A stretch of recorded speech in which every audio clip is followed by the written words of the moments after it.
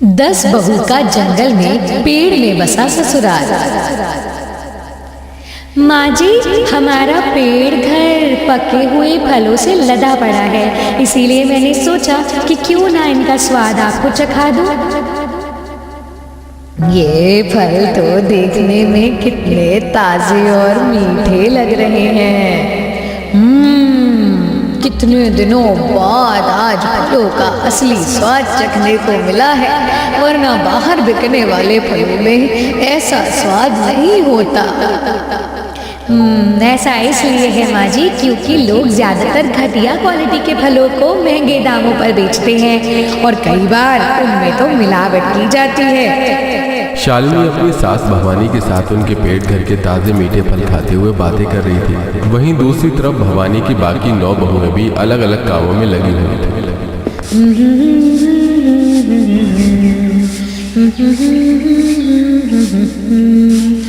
चलो, हमारे तीनों पेड़ घरों की सफाई हो गई। बारिश का मौसम है, इसीलिए पेड़ बिल्कुल हरे भरे हो रखे हैं और इसी वजह से आंगन में धूप भी नहीं आती।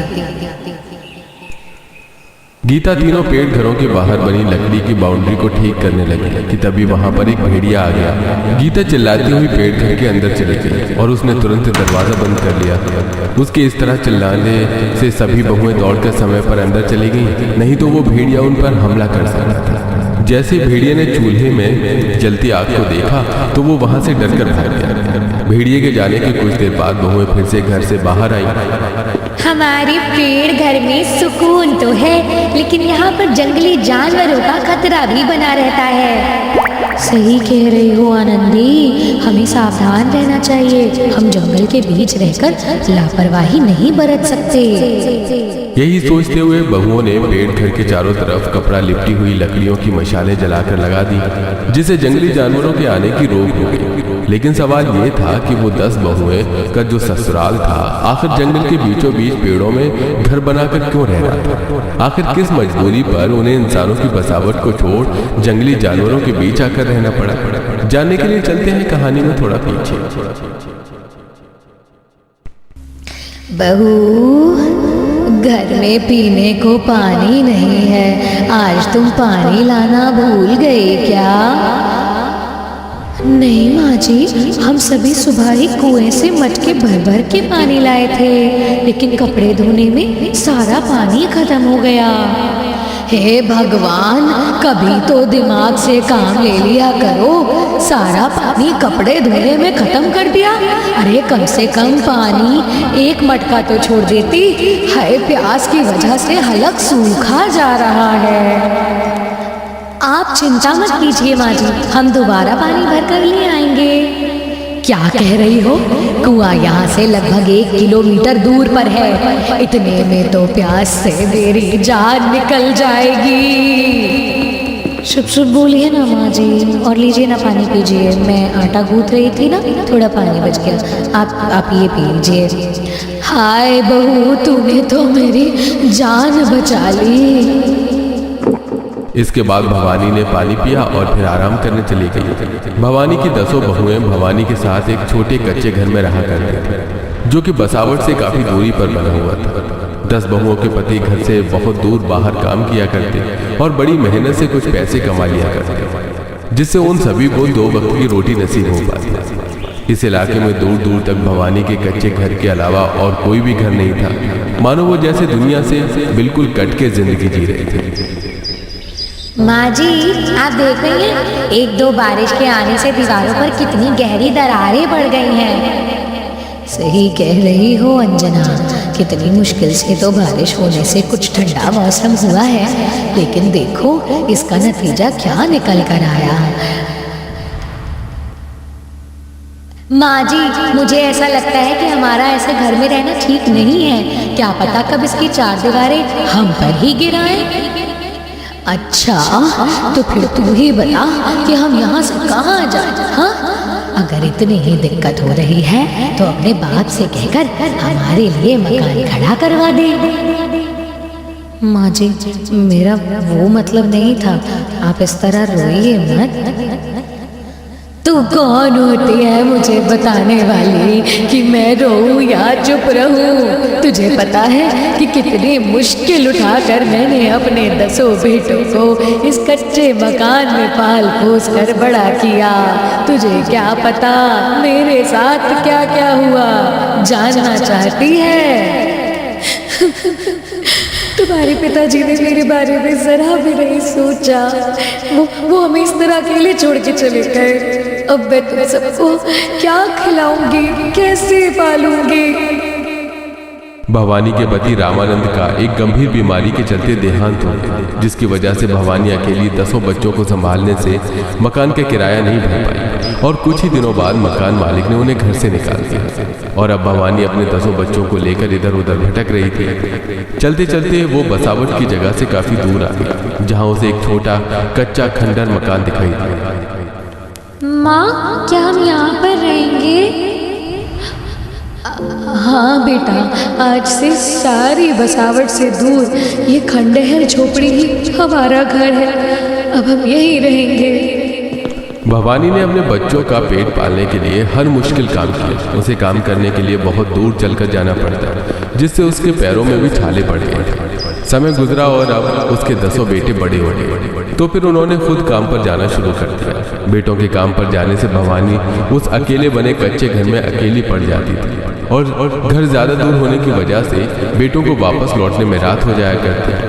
अपनी मां की खातिर 10 बेटों ने एक एक कर गरीब घर की लड़कियों से शादी कर ली और अब भवानी अपनी 10 बहुओं के साथ उस छोटे से कच्चे से घर में रह रही थी। मुझे माफ कर दीजिए माँ जी, मुझे नहीं पता था कि आपने इतने दुख झेले हैं।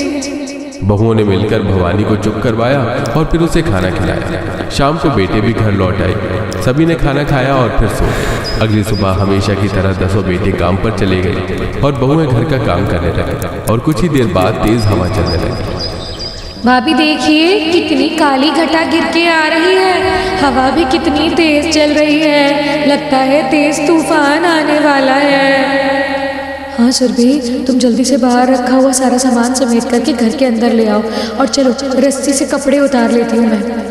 इसके बाद सुरभि ने बाहर रखा सामान जैसे बर्तन, लकड़ी, पटरे, आड़ी उठाए और घर के अंदर ले गई। वहीं अक्षरा भी कपड़े उतार ही रही थी कि तभी तेज हवा तेज आंधी में बदल गई। अक्षरा भाभी, जल्दी अंदर आइए, बहुत तेज तूफान आ रहा है। अक्षरा हवा की तेजी को देखकर आधे कपड़े लेकर ही घर के अंदर चली गई, जहां बाकी सारी बहुएं भी मौजूद थीं। हे भगवान, आज से पहले कभी मैंने इतना तेज तूफान नहीं देखा। हवा की आवाजें भी डरा रही हैं। भवानी और 10 बहुएं घबराई हुई एक दूसरे का हाथ पकड़े बैठी थी और तूफान थमने की प्रार्थना कर रही थी, लेकिन कुदरत को कुछ और ही मंजूर था। अचानक ही तेज हवा के साथ तेज बारिश होनी शुरू हो गई। उस पर बहुएं और सास और भी ज्यादा घबरा गई। बारिश लगातार तेज हो रही थी कि तभी उन पर पानी की बूंदें गिरने लगी। अरे नहीं, छत और दीवारों से तो कितना पानी गिर रहा है। हमारा यहाँ रुकना ठीक नहीं है। मुझे लगता है ये घर कभी भी गिर सकता है।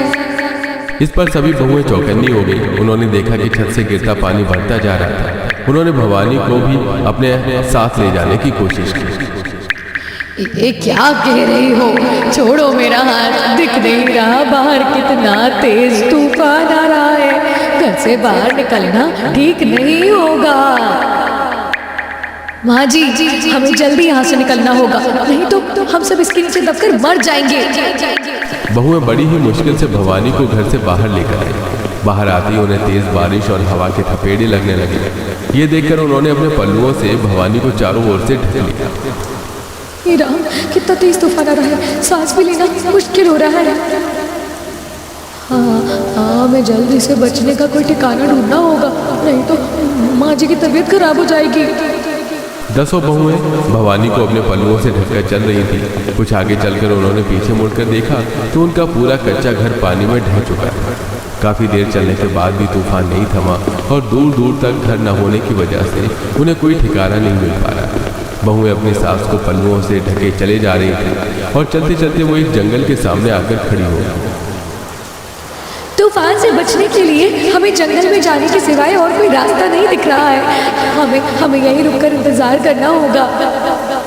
बहू और भवानी ने जंगल के अंदर चलना शुरू किया। वो चलते चलते इतनी अंदर आ गई जहाँ पर पेड़ बहुत बड़े और घने थे, जिस वजह से बारिश और तूफान का वहाँ पर पता भी नहीं चल रहा था। हाय, कितने बड़े बड़े पेड़ हैं, यहाँ तो तूफान का पता ही नहीं चल रहा। और हम अपने पतियों को कैसे बताएं, हमारे पास तो कोई फोन भी नहीं है। हम जंगल में काफ़ी अंदर आ गए हैं, यहाँ कोई नहीं आता जाता होगा, हमारे पास कोई रास्ता ही नहीं है अपनी पतियों तक खबर पहुँचाने का। अगर हम इतने अंदर आ चुके हैं तो इसका मतलब यहाँ तो जंगली जानवर भी होंगे। हमें धीमी आवाज़ में बोलना चाहिए, हमें सावधान रहना होगा।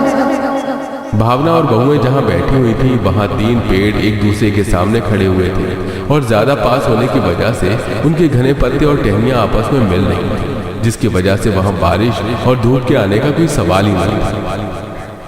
अरे जरा देखो तो, इन तीनों पेड़ों के तने कितने मोटे हैं, इनमें तो कोई भी आसानी से घर बना सकता है।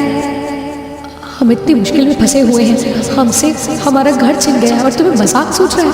भला पेड़ों में कोई कैसे रह सकता है? मैंने कहानियों में सुना था कि किसी तरह परियां पेड़ों में रहा करती थी।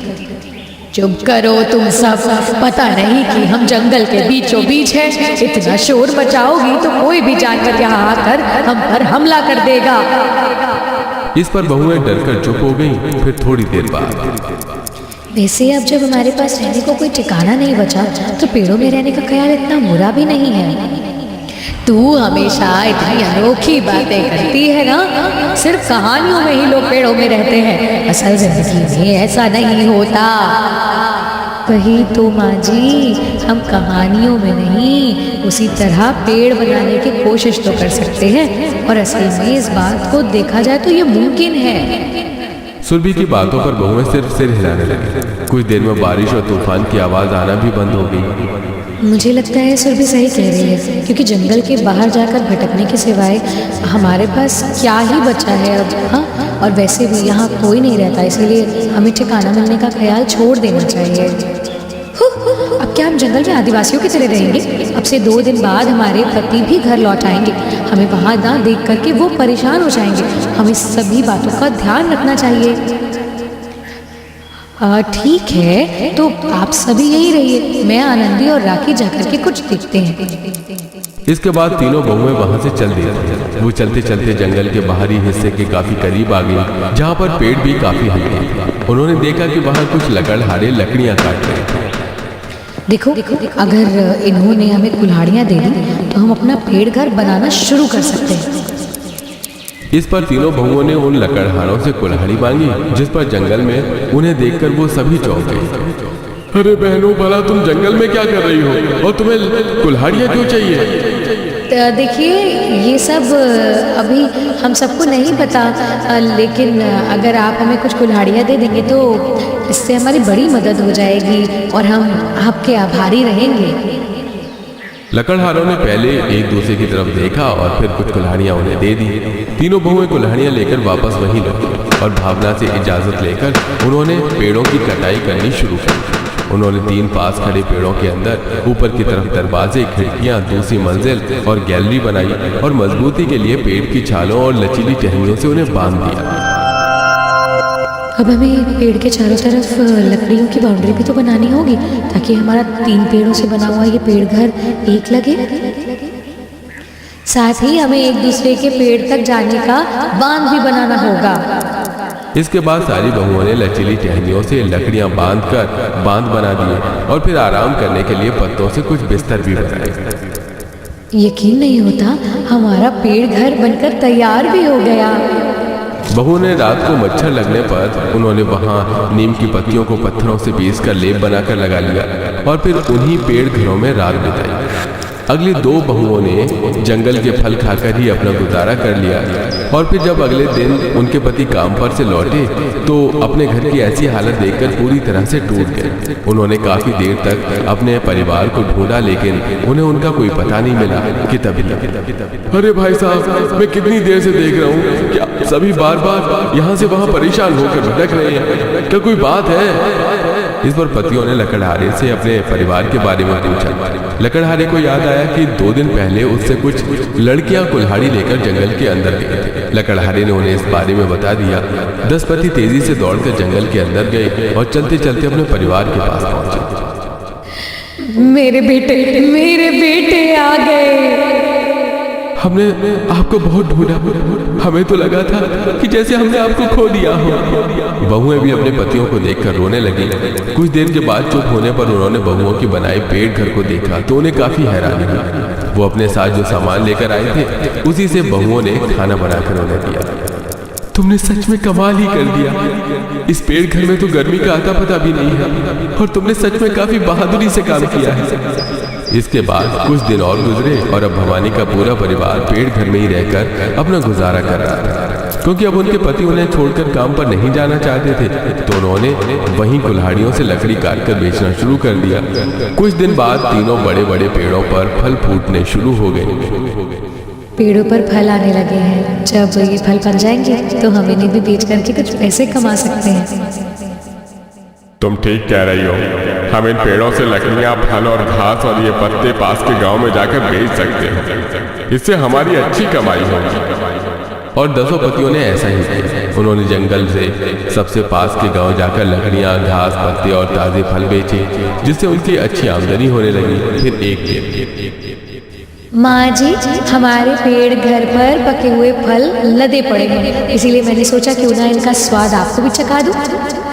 ये फल तो देखने में ही कितने ताजे और मीठे हैं। कितने दिनों बाद आज फलों का असली स्वाद चखने को मिला, वरना बाहर बिकने वाले फलों में ऐसा स्वाद कहाँ। ऐसा इसलिए है माँ जी, क्योंकि लोग ज्यादातर घटिया क्वालिटी के फलों को महंगे दामों पर बेचते हैं और कई बार उनमें मिलावट की जाती है। शालिनी अपने साथ भवानी के साथ उनके पेड़ घर के ताजे मीठे फल खाते हुए बातें कर रही थी। वहीं दूसरी तरफ भवानी बाकी 9 बहुएं भी अलग अलग कामों में लगी हुई थी। चलो, हमारे तीनों पेड़ घरों की सफाई हो गई। बारिश का मौसम है, इसलिए पेड़ बिल्कुल हरे भरे हो रहे हैं। इसी वजह से आंगन में धूप नहीं आती। गीता उन पेड़ घरों के बाहर बनी लकड़ी की बाउंड्री को ठीक करने लगी। तभी वहां पर एक भेड़िया आ गया। गीता चिल्लाती हुई पेड़ घर के अंदर चली गई और उसने तुरंत दरवाजा बंद कर दिया। उसके इस तरह चिल्लाते हुए सभी बहुएं दौड़कर समय पर अंदर चली गई, नहीं तो वो भेड़िया उन पर हमला कर सकता था। जैसे भेड़िए ने चूल्हे में जलती आग को देखा तो वो वहां से डरकर भाग गया। भेड़िए के जाने के कुछ देर बाद बहुएं फिर से घर से बाहर आई।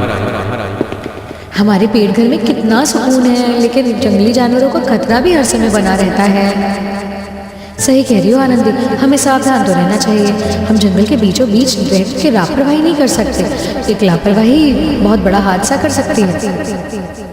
यही सोचते हुए बहुओं ने पेड़ घर के चारों तरफ कपड़ा लिपटी हुई लकड़ियों की मशालें जलाकर लगा दी, जिससे जंगली जानवरों के आने की रोक हो गई। यहाँ पर जंगली जानवरों का आना शुरू हो ही गया, चाहे यहाँ जितना भी सुकून हो, पर ये है तो जंगल ही। ये कोई इंसानों के रहने की जगह थोड़ी ना है, ये तो सिर्फ जानवरों की जगह है। लेकिन अभी तो हमें यहीं पर रहना होगा ना किसी तरह, क्योंकि इसके अलावा हमारे पास रहने की कोई जगह भी तो नहीं है ना। अपने पतियों के घर लौटने पर उन्होंने उन्हें सारी बात बताई, जिस पर उनके पति घबरा गए। यहाँ तो काफी खतरा बना हुआ है। हमारे पीछे तुम सब हमेशा घर के चारों तरफ मशाल जलाए रखना और हर समय चौकन्ना रहना। हम जल्दी ही रहने के लिए घर ढूंढेंगे। अब 10 पतियों को घर छोड़कर आने पर काफी चिंता बनी रहती है और बहुएं हर समय पेड़ घर के चारों ओर मशालें जलाए रखती थी। कुछ दिन और बीते और लगातार ढूंढने पर उनके पतियों को एक छोटा मकान मिल गया। क्योंकि उनके हालात अब पहले से काफी बेहतर थे तो उन सब ने मिलकर वो छोटा सा घर खरीद लिया।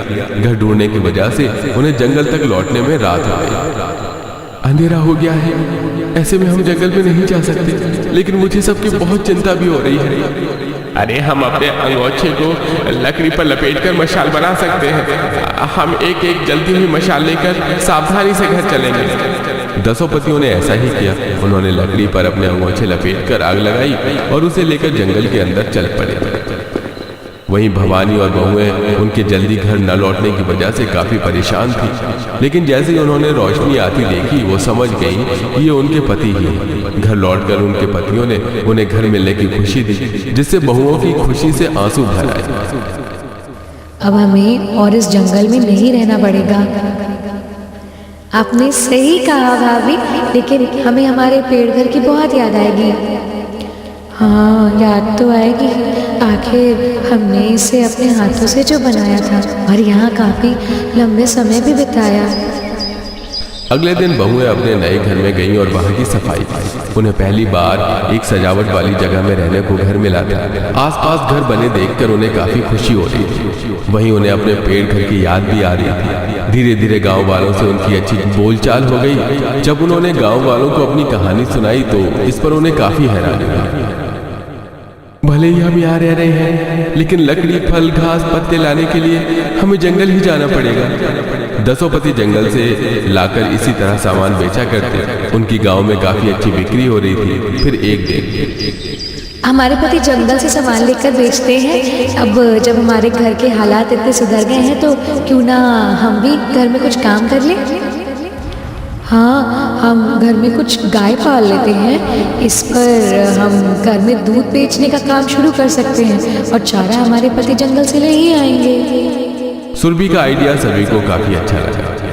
अब उन्होंने घर में 1-2 गाय भी पाल ली और अब वो बाकी सामान के साथ दूध, घी और मक्खन जैसी चीजें भी बेचने लगे। उनके बुरे दिनों का अच्छे दिनों में बदलना सिर्फ बहुओं की बदौलत था। भवानी के परिवार के लोग अब गांव वालों के साथ काफी खुशी से समय बिता रहे थे, लेकिन जब भी उनका मन करता वो अपने पेड़ घर में जाकर भी थोड़ा समय बिताया करते और उस पेड़ घर में जंगल से प्राप्त हुए सामानों को भी इकट्ठा करके रखते और जब भी जरूरत पड़ती तो उसे पेड़ घर से निकाल कर अपने घर लेकर आया करते, जिससे वो पेड़ घर से हमेशा जुड़े रहते और हमेशा वहां जाया करते।